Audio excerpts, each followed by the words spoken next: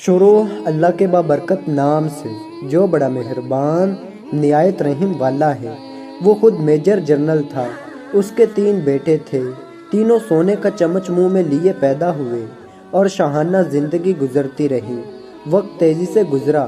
Major general کے ساتھ retired لگ گیا۔ عہدے کی مدت ختم ہوئی، ریٹائرڈ ہو گئے اور اب زندگی کا سفر انتہا کی طرف چل پڑا۔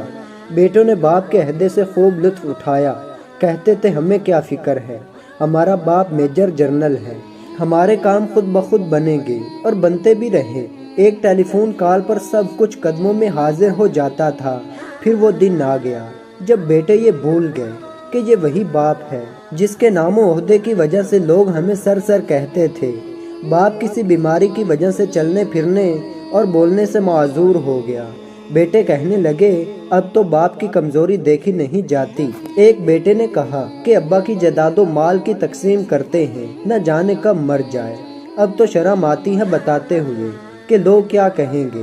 جب دوست آتے ہیں تو سامنے یہ بوڑھا ہوتا ہے، چلو ایک نوکر مستقل ان کے ساتھ رہنے کے لیے رکھ لیتے ہیں جو ان کا خیال رکھے، 20,000 ماہانہ دے دیں گے۔ نوکر آ گیا اور اسی گھر کے کمرہ میں باپ کو فرش پر گدا لگا دیا گیا اور نوکر کو کہا اس کا پورا خیال رکھنا، ہمیں کوئی شکایت نہ ملے۔ بیٹوں کی شادیاں ہوئیں۔ ایک نے گرمی کی چھٹیاں گزارنے فرانس کا پروگرام بنایا اور دوسرے نے لندن اور تیسرے نے پیرس کا، اور ہر جگہ اپنا تعارف میجر جنرل کے بیٹے ہونے سے شروع کرتے۔ نوکر کو تاکید کی کہ ہماری 3 ماہ کے بعد واپسی ہوگی، تم بابا کا پورا خیال رکھنا اور وقت پر کھانا دینا۔ جی اچھا صاحب جی۔ سب چلے گئے۔ وہ باپ اکیلا گھر کے کمرے میں لیٹا سانس لیتا رہا، نہ چل سکتا تھا، نہ خود سے کچھ مانگ سکتا۔ نوکر گھر کو تالا لگا کر بازار سے بریڈ لینے گیا تو اس کا ایکسیڈنٹ ہو گیا۔ لوگوں نے اسے ہاسپٹل پہنچایا اور وہ کومے سے ہوش میں نہ آ سکا۔ بیٹوں نے نوکر کی طرف باپ کے کمرے کی چابی دے کر باقی سارے گھر کو تالا لگا کر چابیاں ساتھ لے گئے تھے۔ ملازم اس کمرے کو تالا لگا کر چابی ساتھ لے کر گیا تھا کہ ابھی واپس آ جاؤں گا۔ اب بوڑھا ریٹائر میجر جنرل کمرے میں لاک ہو چکا تھا اور وہ چل پھر نہیں سکتا تھا، کسی کو آواز نہیں دے سکتا تھا۔